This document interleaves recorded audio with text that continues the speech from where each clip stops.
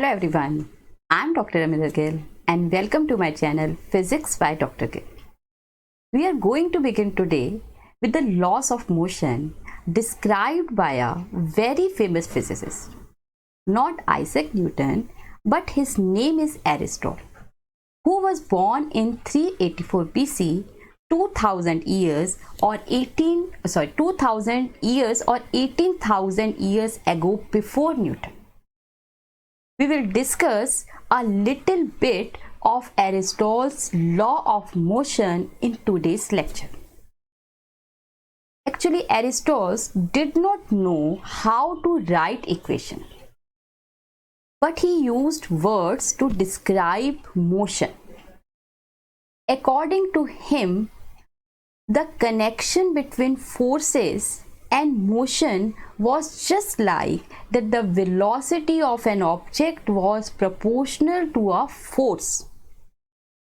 Velocity is proportional to a force that you apply on the body. If you apply the force on the body, then its velocity will change.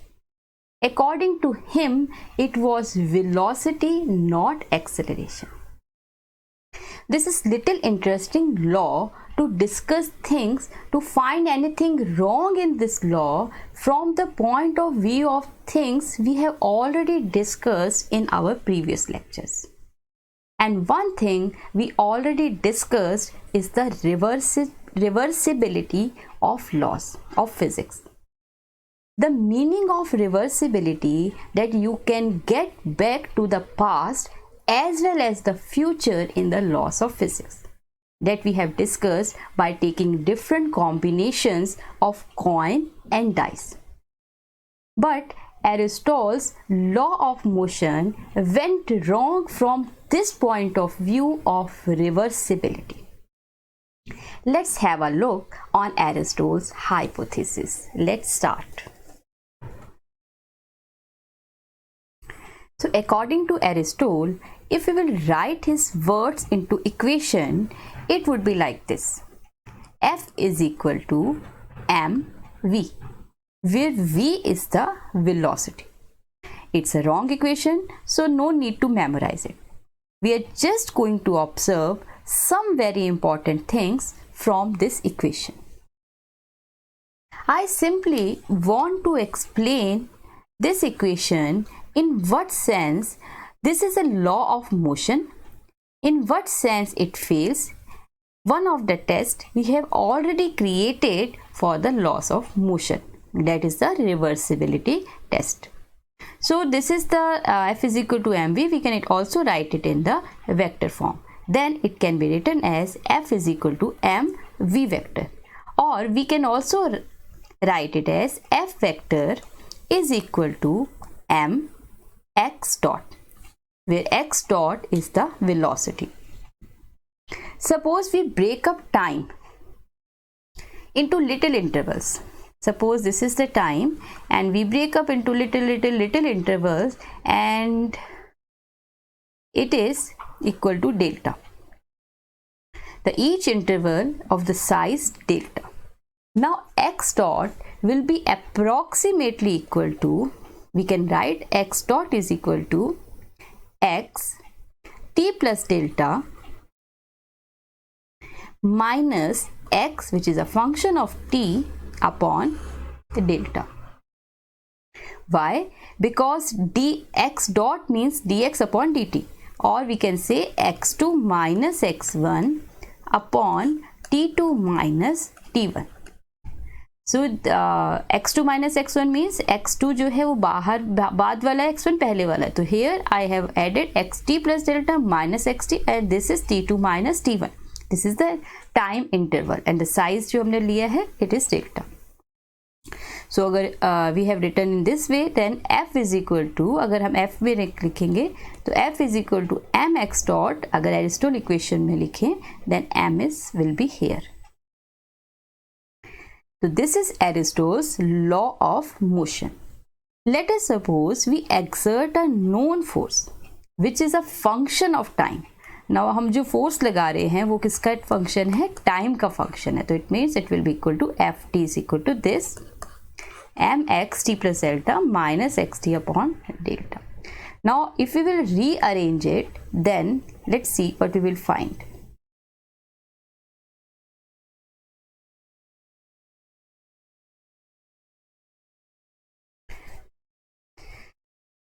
Then this delta will be go here, so it will be delta ft upon m, because m is out here, plus xt is equal to this xt plus delta. This law of physics tells us about where the particle is at time t plus delta. If you know where it is at time t, अगर हमें पता है कि t time पे this is the location at time t, then we can, from this law of motion, we can easily find the location of a particle after t plus delta. So it is exactly the same kind of thing like coin and dice. Means if you know what it is doing at an instant, and if you know the law of motion, then you know where it would be at next instant. जैसे coin और dice के case में था, अगर आपको पता है कि आप एक इंस्टेंट पे कहाँ हो, then you can easily know that दूसरे इंस्टेंट पे आप कहाँ होंगे. In this equation, we have just added delta ft upon m in this equation. So again, I am going to write this equation as ft, which is a function of t, just like earlier, is equal to m x t plus delta minus x upon delta. Now if there is no force, this is the velocity, we know this is the velocity dx upon dt. So if there is no force, अगर force 0 है, so object will be not moving. So it means it predicts the future. It just sits here. It doesn't do anything. It could also predict the past. How? It just sits. वो बैठा हुआ है वहाँ पे. Particle is here only. If force is not zero, force is zero, कोई force नहीं लग रहा, तो ये यहीं पे रहेगा. It means the future will be, it is here only, and the past also, it just sits here. So it doesn't do anything. As no velocity means nothing is happening. Just like the case of coin. When coin, we have not flipped the coin, it was there only, head was there only, and अगर tail है तो tail ही रहेगा. So this case is just like the case of a coin. तो इस case में अगर आप velocity नहीं लगा रहे, फोर्स 0 है, उस केस में this law of motion will predict the past as well as the future. Now suppose that force is not a function of time, while it is a function of position. Suppose here this is the one dimension axis, x-axis, and your particle is here, somewhere here. Here our particle is moving on the x-axis. यहाँ पे x-axis में हमारा particle क्या है, move कर रहा है. And let's just assume the harmonic oscillator or any spring. जैसे suppose here any spring is here, some particle, some body or bob is attached here, and we are stretching it. Then what will happen? If we are stretching it in this direction, it will try to come in this direction, and by the force, and we know the value of the force, that is minus kx, where k is the restoring constant. तो ये force की value, this is the value of the force. So if we displace the object away from the origin, if this is the origin, it is, if it is a spring, we can say the force pulls it back. Moreover, it is proportional to the distance. F is equal to minus kx. K is the spring constant. Let's see, we can do the same for the Aristotle equation. जो Aristotle equation थी, जो हमने ये equation लिखी है, उसमें हम instead of writing ft, now हम f की value क्या रखेंगे, minus kx, and then let's see what we will find. So now the equation will be minus kx and minus kx and x is a function of t, delta by m जो हमें पहले equation मिली थी अभी, plus x t is equal to x t plus delta. It means अगर if we know the particle is where at time t, we can easily find where it will be at after time t plus delta. What does this equation tell? This equation allows us to predict the future. How? If you know the position at any time and if you multiply the x coordinate, this is the x coordinate, x into t, by delta by m, then you can easily find x t plus delta. And if I will take x t common here in this equation, what will be here? If I will take x t common, then it will be like 1 minus k delta by m is equal to this equation. So as delta is small, so at each interval of time क्या होगा? What will happen to the position? That it gets reduced. t plus delta की value कैसे हम निकालेंगे? Is equal to 1 minus k delta upon m, and delta is very small, so it means after every interval the value gets reduced. Value जो है वो हमारी कम होती जा रही है.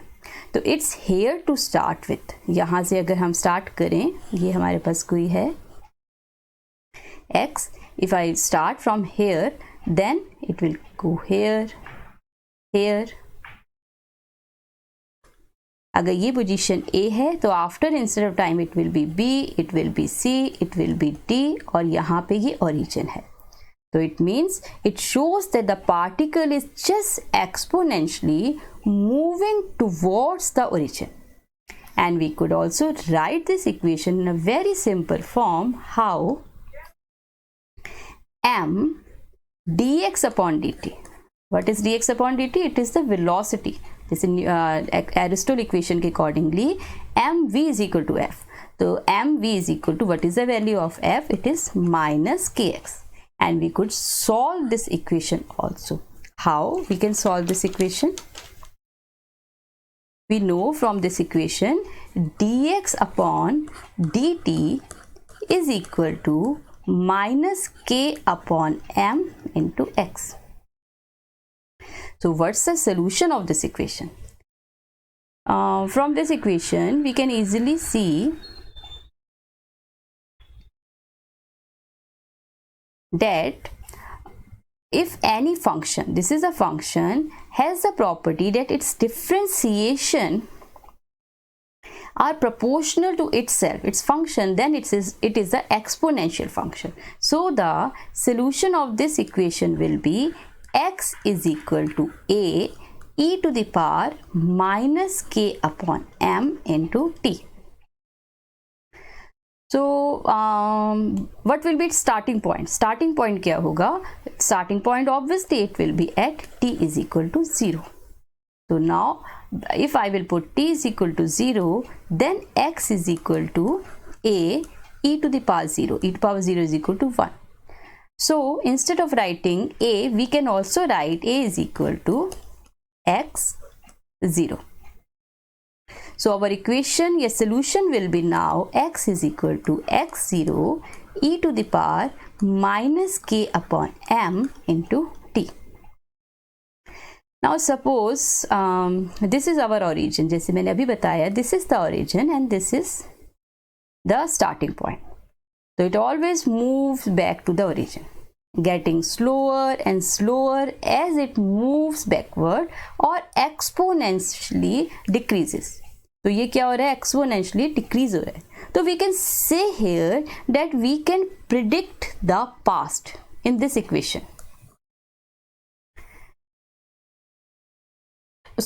Sorry, in this equation it is coming back here. This is the origin and this is the starting point. So from here it will earlier I also told you that it will come here, it will come here, it will come here, and finally it comes to rest. Rest point हमें पता है. So from this equation we can't predict the past. Accidentally I told that we can predict the past. No, we can't predict the past from this equation, but we are very sure that we can predict the future. How? The future is wherever you are. चाहे आप यहाँ पे हो, B पे हो, C पे हो, D पे हो, you will exponentially move toward the origin. How we cannot predict the past here. हम past कैसे predict नहीं कर सकते. कैसे?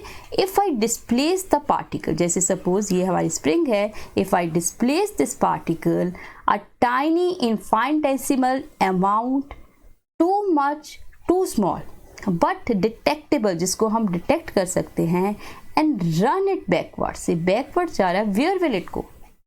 कहाँ जाएगा? Obviously all trajectories or all paths aim is to reach the origin.